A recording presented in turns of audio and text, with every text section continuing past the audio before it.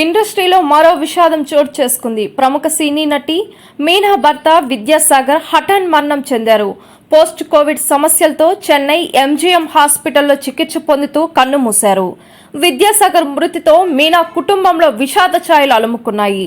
పలువురు సినీ ప్రముఖులు మీనా కుటుంబానికి సంతాపం తెలియజేస్తున్నారు. 2009లో సాఫ్ట్వేర్ విద్యాసాగర్ ని వివాహం చేసుకున్నారు. ఈ దంపతులకు నైనిక అనే కుమార్తె ఉంది. విద్యాసాగర్ కొన్ని రోజులుగా లంగ్స్ ప్రాబ్లమ్స్ తో బాధపడుతున్నారు. దీనికి తోడు ఈ సంవత్సరం మీనా కుటుంబం మొత్తం కరోనా బారిన పడింది. దీని వలన విద్యాసాగర్ ఆరోగ్యం మరింత దిగజారింది. ఊపిరితిత్తుల పనితీరు కూడా క్షీణించింది.